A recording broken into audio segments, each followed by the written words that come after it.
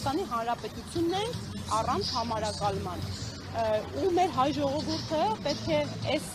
շղթայական տրամաբանական կապին հետևողական լինի եւ մենք հասկանանք, որ 2026 թիվը իրականում հետապնդումներում են մեկուսացնում են մեր հոգևոր հայրերին, հարձակվում են մեր եկեղեցու վրա, ազատազրկում են զոհված զինծառայողների,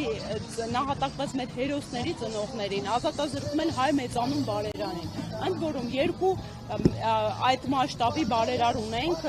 փորձի ցուցակում ընդգրկված մարդիկ, մեկը հիմա ազատազրկված է Բաքվում, մյուսը իր հայրենիքում Հայաստանի Հանրապետությունում, անգամ միջազգային գործընկերներս այդ դեպքից հետո զանգահարում են եւ հարցում են արդյոք դա համապատասխանում է իրականությանը։ Նույն մեջբերեմ երկուսի, թե Ռուբեն Վարդանյանի, թե Սամվել Կարապետյանի միջազգային իրավունքի շատ հեղինակավոր մասնագետների պաշտպանների խոսքերը, երկուսն էլ, առաջինը Ռուբեն Վարդանյանի իրավապաշտպանը, չդիվանելով մարդը սոցիալական հարթակում գրառում արեց, որ իր տասնամյակների պրակտիկայում ինքը նման նախադեպ չի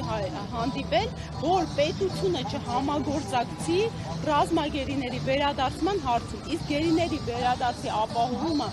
միայն հնարավոր է, եթե կա պետության հետ համագործակցություն եւ իր բոլոր հաջողության պատմությունները ստացվել են, որովհետեւ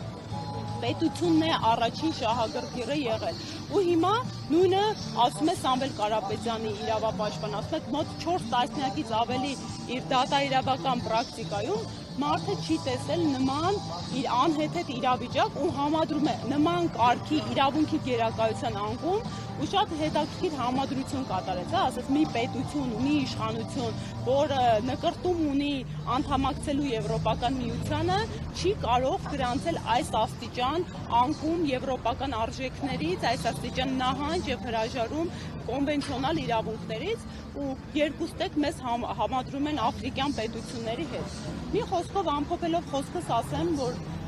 սա ուղղակի շատ վաղուց արդեն քաղաքականություն չի, սա մեր բոլոր հայերիս ինքնության պահպանման հարց է, սա ազգային անվտանգության խնդիր է եւ սա մեր պետականության հետագան գոյատևման հարց է, որին պետք է բոլոր հայերը, գիտակից մարդիկ, ողջամիտ մարդկանցով թեև թիկունք լինեն, կրկին ասում եմ, այն բոլոր մարդիկ ու ինստիտուտները, որ մինչ օրս մեր կողքին են կանգնել, մեր պետականության ու ազգի, նույն Ռուբեն Վարդանյանը, Սամվել Կարապետյանը, Հայաստանյան Առաքելական Սուրբ եկեղեցին, հիմա իրենք բոլորը թիրախավորում են եւ ժամանակն է, որ մենք կանգնենք իրենց թիկունքին եւ թեև թիկունք միմյանց լինելով չփուլ տանք, որպեսզի այսպիսի հայտարարակ ողբերգական ներգործություն ու միջամտություն լինի եւ որպեսզի մեր երկրում ի վերջո կրկին իրավունքի գերակայությունը վերականգնվի։